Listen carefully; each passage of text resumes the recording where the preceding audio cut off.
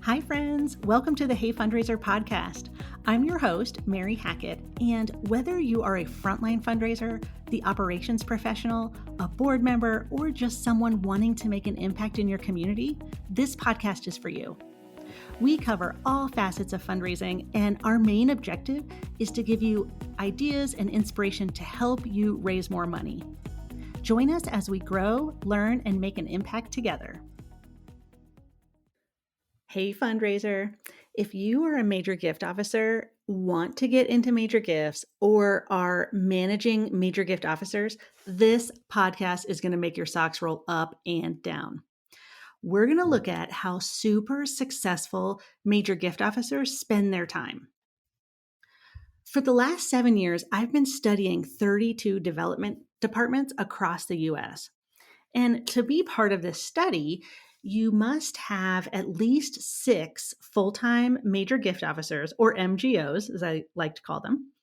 And you have to be raising $10 million or more on an annual basis.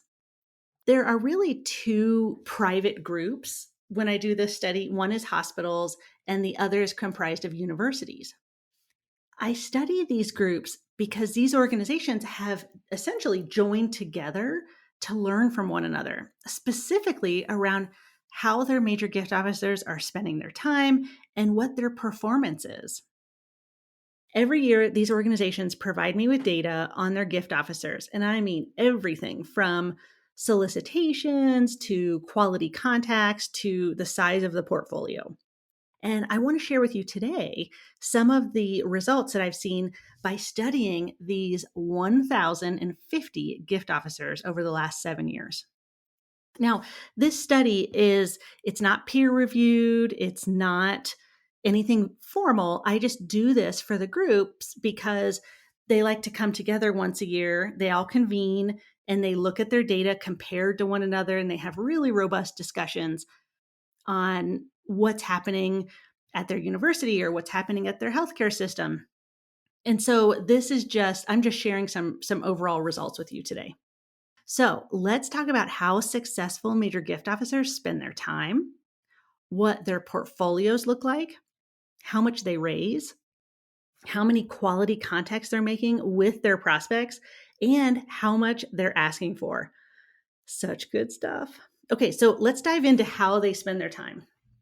And we're going to do this by moves management stage. Now, your stages might look a little different, but you can probably relate your stages to the stages that we're going to cover today. This group of MGOs spend about 2% of their time identifying new prospects. And this 2% has been consistently decreasing over the last 7 years. You're probably thinking, okay, 2% of their time is not that much time. And you might think that you spend a lot more time in identification stage, which I did too when I was fundraising. Well, there are a couple reasons why it's so low, and it continues to decrease. First, this savvy group is doing a really good job of training their boards and campaign volunteers to dig into their networks for prospects. This allows prospects to organically surface through major gift donors and high-level volunteers.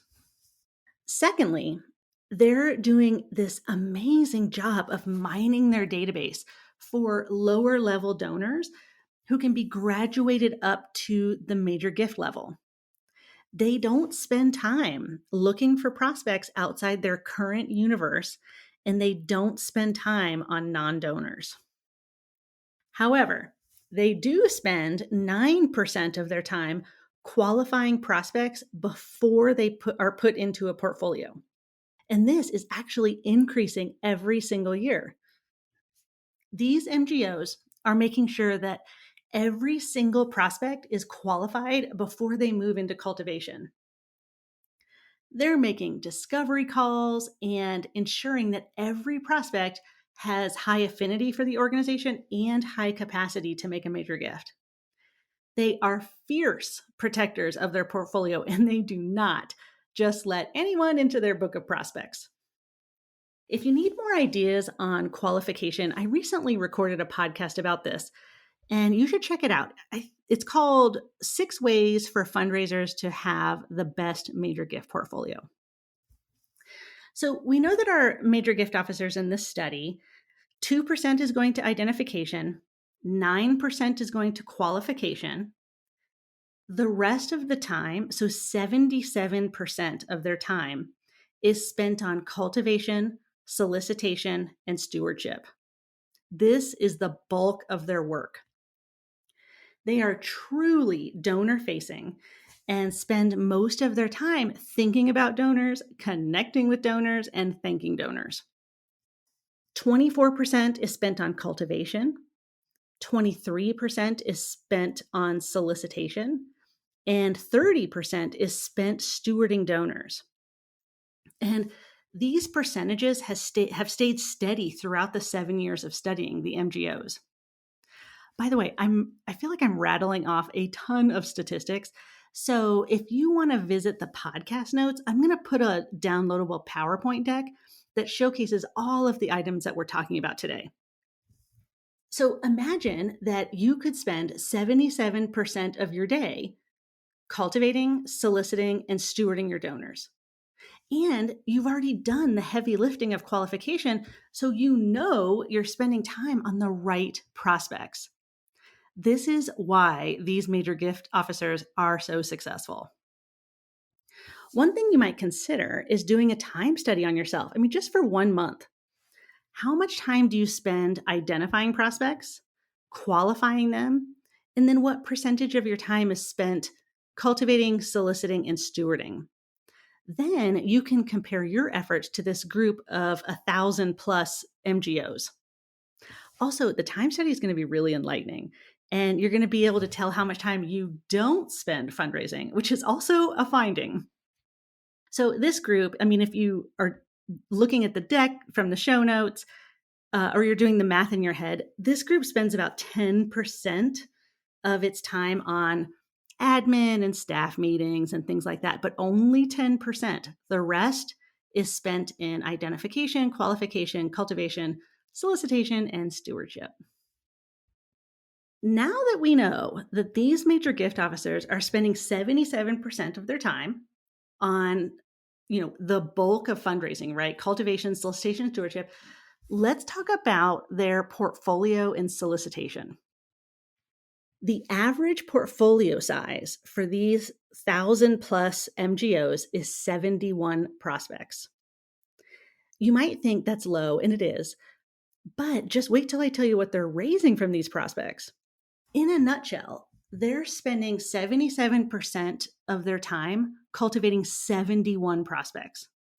They only pursue the best of the best, and they're just protecting these important slots in their portfolio. There's a lot to learn about the average portfolio size alone. They just don't include any prospect. What they're doing is it's quality over quantity, and they spend, 77% of their time building deep, lasting relationships with these 71 prospects. One of my favorite fundraising metrics for major gift officers is coverage. This is the percentage of a portfolio that an MGO has a quality contact with in the last 6 months. This group has a really high coverage rate of 77%. Now, ideally, you would reach 80% coverage, but they're super close. Most of my major gift coaching clients are reaching around 40% of their portfolio within a 6-month time period, which is a clear indicator that their portfolio is way too big. This group has really found the sweet spot for portfolio size, and for this group, it is 71 prospects. So throughout the year, the major gift officers make 131 quality contacts or moves, which is really about 10 or 11 each month. That might feel low, but we're only looking at substantive connections with donors like face-to-face meetings, phone calls, and other opportunities for two-way dialogue. And we're only counting moves that are cultivation, solicitation, and stewardship. The move must advance or deepen the relationship in some kind of way. So we're not counting blast emails. We're not counting, birthday cards or these one-off emails or newsletters, anything like that. This is 131 relationship changing, deepening connections. Throughout the year, this group makes an average of 14 solicitations. So about one a month. Their average ask is $225,000. I mean, isn't that amazing? It's just a testament to so many things. First, they're only pursuing qualified prospects. Second, they spend time, a lot of time, on a fewer high quality prospects. And thirdly, because they have a smaller pool, they can quickly build deep and meaningful relationships. Over the 7 years of doing this study, portfolios have gotten smaller and smaller every single year. But the average ask continues to increase year over year.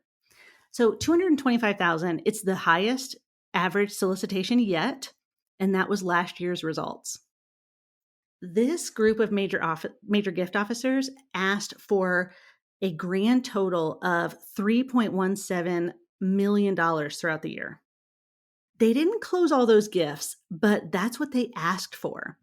This is 1,050 gift officers across the US, each asking for $3.1 million. So essentially, this group made solicitations last year of over $3.3 billion. Just absolutely amazing. And here are their results. Of the 14 asks that they made, each gift officer closed 10 out of 14. So that is a 71% close rate on asks. When it comes to the actual ask, the average was 225,000, but the average committed gift was only 200,000. So they closed 63% of what they asked for. This is actually really interesting. I want to pause here because you might think, wow, the close rate should be better. Like they're only closing $2 out of $3 that they solicit. And that was my initial reaction. But after years of doing this, I realized that they work to stretch the thinking of their donors and the possibilities of what increased giving can do. The average commitment has increased by $42,000 in the 7 years that I've been studying this group. The average commitment amount of $200K is nothing to sneeze at. They asked for $3.17 billion and they closed $2.1 billion. So, wow, like bananas. With each gift officer closing 10 major gifts at an average of $200K per gift, that demonstrates that these gift officers are each raising $2 million a year. Back in the day, they used to say that a gift officer should bring in $1 million or a gift officer should bring in at least, 7 or 10 times their salary. This group is outperforming that. $2 million per year per gift officer is absolutely incredible. I'm kind of just smiling thinking about it. In fact, I cannot wait to get my hands on this year's data, which comes in like a month. So, as I talk to you about these stats today, and they're really impressive, you might be thinking, oh my gosh, I could never raise that much from my prospect pool. While others of you might be thinking, I'm totally going to up my ask amount next time I meet with a donor. This study isn't meant to make you feel bad about your performance or for you to compare yourself with these super successful major gift officers. The study is to help all of us learn how we can improve. Remember, this group of major gift officers is highly experienced, highly paid, has resources to purchase tools and software that they need, and their sole focus is major gifts. They eat, breathe, and sleep major gifts. So when you're listening to some of these stats and you're thinking, there's no way I could raise this, there are other big takeaways that you can learn from this study. So here's a couple. One, You might not raise what some of these major gift officers are raising. And if you do, high five. But if you're not, one thing that you can take away from this podcast is you can hone your portfolio to the right size and fill those coveted spots with the right prospects. Like that's something you can work on today. The second thing is to spend time qualifying your prospects before they're put into your portfolio. And I promise you, this is an exercise in being kind to your future self. Because the last thing we want to do as major gift officers is begin a relationship with someone and then find out that they love the organization, but then they don't have the capacity to make a major gift. And we have to kind of abandon them and move on to somebody else. So this is where qualification saves you a lot of time. And the third thing you can take away is make the appropriate asks for your donors. These gift officers, they're asking for 225,000, they're closing 200. But the brilliant thing is that they're raising the sights of their donors. And there's a lot of power in that. So if you do those three things and you really spend time looking at your portfolio to ensure that the right people are in it, and then work on those prospects alone, this is how fundraisers meet their goals. That might sound simplistic, but it's not. Building strategy, cultivating, soliciting, and stewarding 71 prospects, it is a full-time job to do that. And remember, this group still spends about 10% doing admin, right? Like training and staff meetings and things like that. So we have covered a lot today. So please check out the downloadable deck so you can dig into these numbers for yourself. Also, you might consider running some reports on your performance, and then you can compare it to the major gift officers that were studied. And this is really going to provide some ideas on how you can hone your portfolio, how you can spend more time on fundraising and, not being stuck at your desk or in meetings, and what your coverage metric is. Like once you know those things, you can start to make really smart decisions on how you spend your time and who you spend your time with. Okay, so let me know what you think of today's episode. And if you know a major gift officer that needs to hear these stats, please share this episode. And as always, I'll talk to you next time. Are you having trouble getting in the door with new prospects? Do you need some fresh ideas to cultivate donors? If so, check out the Donor Cultivation Method. This is Hey Fundraisers' newest online course, and it will take you through all aspects of donor cultivation, from how to open the door with new prospects, to when to know it's time to ask for a major gift, and everything in between. This masterclass is perfect for someone newer to fundraising and the seasoned fundraiser who is looking for new ideas. With 6 modules filled with video lessons, you'll also receive a 46-page workbook so that you can put the information to use immediately. Visit www.heyfundraiser.com/courses to learn more about how the donor cultivation method can help you raise more money and build deeper relationships. That's www.heyfundraiser.com/courses.